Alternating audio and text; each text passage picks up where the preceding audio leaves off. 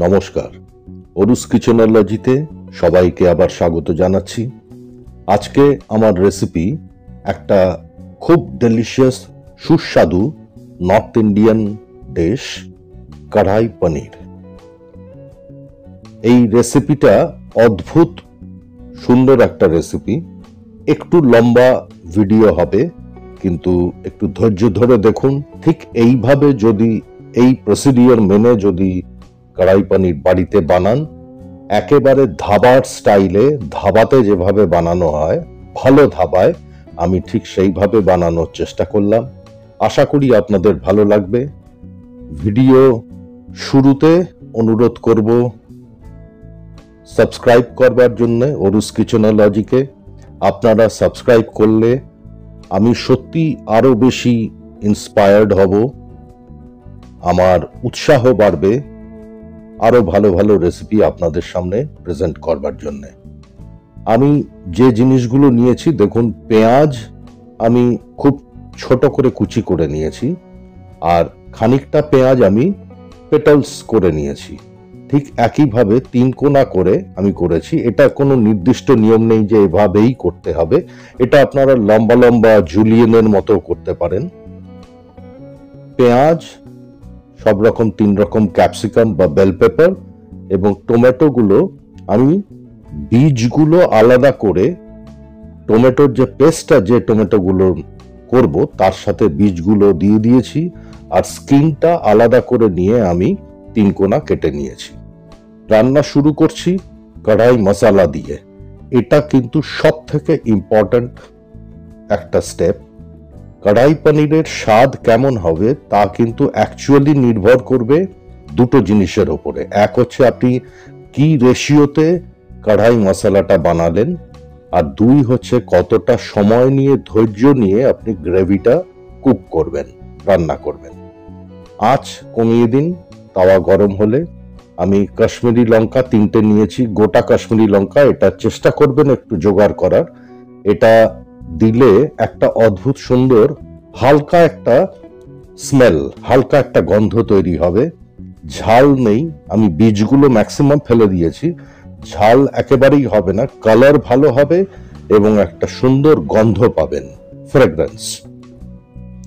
ধনে বেশি যাবে, মৌরিও জিরের থেকে বেশি যাবে। ধনের থেকে একটু কম মৌরি, মৌরির থেকে একটু কম জিরে, এই রেশিওতে দেবেন। গোলমরিচের দানা কালো দিতে পারেন, সাদা দিতে পারেন। আমি সাদা গোলমরিচ আমার কাছে হাতের কাছে ছিল, আমি দিয়ে দিলাম। অল্প লাগবে, কিন্তু এই শাহি মরিচ এটা দিলে পরে কিন্তু কড়াই মশলা অ্যাকচুয়ালি খুব অথেন্টিক্যালি বানানো হয় যেসব বড় ধাবায়, সেখানে কিন্তু ঠিক এই রেশিওতে এই জিনিসগুলো দিয়েই বানানো হয়।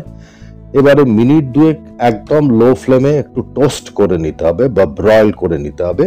তারপরে ঠান্ডা করে এটা একটা কোর্স পাউডার, দানা দানা পাউডার বানিয়ে নিতে হবে। আদা রসুন যতটা নিয়েছিলাম সেটা পেস্ট করে নিয়েছি, টমেটো গুলো পেস্ট করে নিয়েছি মিক্সিতে। এবারে মূল রান্নাটা স্টার্ট করছি। কড়াই খুব ভালো করে গরম হলে সাদা তেল দিয়ে দিলাম অল্প, 1 টেবিল চামচের মতো। তেলটা গরম হলেই ফ্লেম একদম কমিয়ে দিন, একটু অপেক্ষা করুন। অপেক্ষা করে দিয়ে দিন ঘি, 3 টেবিল চামচ ঘি দিলাম আমি। এই রান্নাটাতে ঘি কিন্তু একটু বেশি যাবে। পাঞ্জাবের এটা কিন্তু একটা স্পেশালিটি রান্না এবং ওখানে কিন্তু ঘিটা খুব বেশি ইউজ হয়। আমি ঘি আর তেল মিক্স করে দিলাম।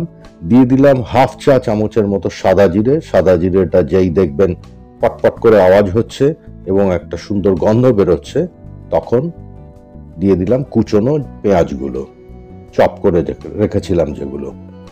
এই পর্যন্ত ফ্লেমটা লো ছিল। এবার পেঁয়াজগুলো প্রথম 3 মিনিট হাই ফ্লেমে রান্না করতে হবে। কন্টিনিউয়াসলি স্টার করুন, নেড়ে যান, যাতে সমস্ত পেঁয়াজ কুচিগুলোর মধ্যে একইভাবে কালারটা ডেভেলপ করে। এটা আমাদেরকে ব্রাউন করতে হবে। 3 মিনিট বাদে ফ্লেম কমিয়ে দিয়ে মিডিয়াম করে দিয়েছি। মিডিয়াম করে আদা রসুন পেস্ট দিয়ে দিলাম, দিয়ে আরো 1 মিনিট নাড়তে হবে। এতে আদা রসুনের কাঁচা গন্ধটাও চলে যাবে, কুকিংটাও হয়ে যাবে। এবার দিয়ে দিলাম কুচনো কাঁচা লঙ্কা, জাস্ট একটু মিশিয়ে দিলাম। মিশিয়ে দিয়ে গ্যাস আমি অফ করে দিচ্ছি। গ্যাস অফ করার কারণ আছে। গ্যাস অফ করে আমি হলুদ গুঁড়ো আর কাশ্মীরি লাল লঙ্কার গুঁড়ো দিচ্ছি। এবারে এটা প্রশ্ন হচ্ছে, এটা আমি আগে গ্যাস অফ করে দিচ্ছি কেন? এই জন্য দিচ্ছি যে তেলটা গরম আছে, তেলের মধ্যে যদি এগুলো দেওয়া যায় হলুদ এবং কাশ্মীরি মির্চ, তাহলে খুব সুন্দর কালার হয়। এটা পরে দিলে, টমেটো দেওয়ার পরে দিলে হবে না। দিয়ে দিয়েছি তার সাথেই যে কড়াই মশলাটা বানিয়ে রেখেছিলাম সেটাও মিক্স করে দিয়েছি। নিচে যাতে লেগে না যায় দিয়ে দিলাম সামান্য একটু গরম জল। রান্নাটা পুরোপুরি কিন্তু গরম জলে করবেন। এই স্টেজে একটু গরম জল দিয়ে মিশিয়ে দেওয়ার পরে গ্যাস অন করে দিলাম, দিয়ে ফ্লেমটা মিডিয়াম করে দিয়েছি। মিডিয়াম ফ্লেমে নেড়ে যেতে হবে। এই জায়গাটাতে কিন্তু ধৈর্যের পরীক্ষা একটু, যেটা আমি প্রথমে বলছিলাম যে এই রান্নায় দুটো জিনিস খুব ইম্পর্টেন্ট। আপনি কি রেশিওতে কি জিনিস দিয়ে কড়াই মশলাটা বানালেন, আর সেকেন্ড হচ্ছে এই এখন থেকে কতটা ধৈর্য ধরে সময় নিয়ে ফ্লেম কম রেখে কখনো মিডিয়াম ফ্লেম করে রান্নাটা করে যেতে হবে, এবং সেটা কিন্তু প্রায় আধ ঘন্টা।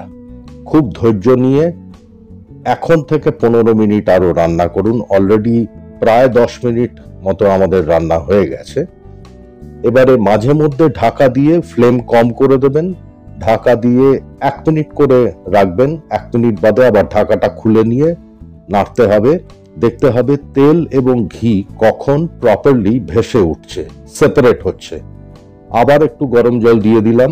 এটা একবারে এই জন্য দিচ্ছি না যে গ্রেভিটা কিন্তু পাতলা হবে না, ঘন গ্রেভি হবে, অথচ যাতে নিচে লেগে না যায় সেই জন্য বারে বারে ফেজ ওয়াইজ আমি গরম জলটা ইউজ করছি।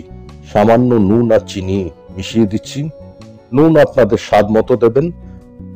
অনেক সময় অনেক ধাবায় চিনি ইউজ হয় না, আমি দিলাম সামান্য একটু চিনি, যেহেতু অনেকটা টমেটো গেছে সেই জন্য চিনিটা খুব ভালো ব্যালেন্স করবে ফ্লেভারটা, টেস্টটা। এবারে দেখুন ঘি এবং তেল কিন্তু ভেসে উঠছে, তার মানে যা যা কড়াইতে আছে সেগুলোর কুকিং হয়ে এসছে প্রায়। এই স্টেজে এসে নুন মিষ্টি একটু চেক করে নিন। আমি চেক করে দেখলাম যে কিছুই লাগবে না, একদম ঠিকঠাক হয়েছে। আবার একটু গরম জল দিলাম যাতে শুকিয়ে না যায় বেশি। আবার ঢাকা দিয়ে 1 মিনিট। এবারে পাশের আরেকটা যে পাশে ওভেন আছে, বার্নার আছে, সেখানে আমি একটা প্যান বসিয়ে দিয়ে তাতে সামান্য তেল আর 1 টেবিল চামচের মতো ঘি দিলাম। এটা সিমালটেনিয়াসলি চলবে একসাথে। এই বাঁ পাশের বার্নারে কিন্তু ওটা হচ্ছে কড়াইতে। ঢাকা দিয়ে আমি ফ্লেম একদম কমিয়ে রেখেছি। এবারে প্রথমে পেঁয়াজের বাল্বগুলো বা পেঁয়াজের কোয়াগুলো দিয়ে দিচ্ছি, পেটালগুলো দিয়ে হাই ফ্লেম করে দিন। হাই ফ্লেমে 15 সেকেন্ডের মতো একটু টস করুন, একটু নেড়ে নিন। ফ্লেম খেয়াল রাখবেন যেন হাই থাকে। হাই ফ্লেম থাকলেই কিন্তু এই জিনিসগুলো ক্রাঞ্চটা বজায় থাকবে, না হলে নরম হয়ে যাবে। বাকি যা যত বেল পেপার বা ক্যাপসিকাম যা ছিল, টমেটো যেগুলো স্কিন পোর্শনটা আমি 3 কোনা করে কেটেছিলাম, সব একসাথে দিয়ে দিলাম। দিয়ে দিচ্ছি হাফ চা চামচের মতো নুন। নুন দিয়ে খুব ভালো করে স্টার করুন। আর এই সময় দিয়ে দিন 2 চা চামচের মতো 2 টিস্পুন যেটা আমরা কড়াই মশলা বানিয়েছি সেটাও দিয়ে দিলাম। দিয়ে ভালো করে টস করে নিন 2 মিনিট ম্যাক্সিমাম। খুব বেশিক্ষণ করার এটা প্রয়োজন হবে না, কিন্তু এটা হাই হিটে করবেন। মাঝে মাঝে একটু যে প্যানে করছেন একটু ফ্লেমের থেকে তুলে নেবেন যাতে নিচের দিকে লেগে না যায়। এবার দিয়ে দিলাম 3 কোনা করে কেটে রাখা পনিরের টুকরোগুলো। দিয়ে খুব হালকা হাতে সাবধানে, যাতে পনির সফট, তো পনির আমরা ফ্রাই করিনি, এই রান্নাটাতে ফ্রাই না করেই করবেন, টেস্ট বেটার হবে। এবার বাঁ দিকের বার্নারে দেখুন আমি ঢাকনাটা খুললাম কড়াইয়ের, তেল এবং ঘি পুরোপুরি সেপারেট হয়ে গেছে। ডান দিকে যেটা আমি টস করছিলাম এই জিনিসগুলো গ্রেভির মধ্যে দিয়ে দিলাম। অনেক ক্ষেত্রে গ্রেভিটাকে এটার মধ্যে দেওয়া হয়, কিন্তু আমার বাসনের সাইজ অনুযায়ী আমি ব্যাপারটা ম্যানেজ করলাম। যেহেতু কড়াইটা আমার অনেক বড়, কিন্তু যে প্যানটাতে আমি ওটা ক্যাপসিকাম গুলো এবং পনিরটা আমি টস করেছি সেটা সাইজ ছোট, সুতরাং সেটাতে যদি গ্রেভি দিই তাহলে পরে আটবে না, কারণ পনির এখানে আমি নিয়েছিলাম অনেকটা, 500 গ্রামের মতো। এবার লাস্টে দিয়ে দিচ্ছি একটু কুচনো ধনেপাতা যেটা রেখেছিলাম, আর 1 টেবিল স্পুনের মতো কসুরি মেথি হাতে নিয়ে একটু হাতে ঘষে নিয়ে দেবেন 2 হাতে। তাহলে সামান্য যে হিটটা হবে 2 হাতে ঘষায়, তাতে কসুরি মেথির ফ্লেভারটা জেনারেট করে যাবে, অ্যাক্টিভেট হয়ে যাবে। গ্যাস বন্ধ করে দিন। আমাদের অত্যন্ত সুস্বাদু একদম ধাবা স্টাইল নর্থ ইন্ডিয়ান কড়াই পনির প্রস্তুত।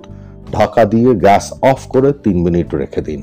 ফ্লেভারটা পুরো সমস্ত সবজিটার মধ্যে স্প্রেড করে যাবে, অ্যাবজর্বড হয়ে যাবে। ওপর থেকে সামান্য কড়াই মশলা একটু স্প্রিঙ্কল করে দিন, ছিটিয়ে দিন, পরিবেশন করুন। সবাই বলবে বাহ বাহ বাহ। Please subscribe Aru's Kitchenology. ভালো থাকবেন, নমস্কার।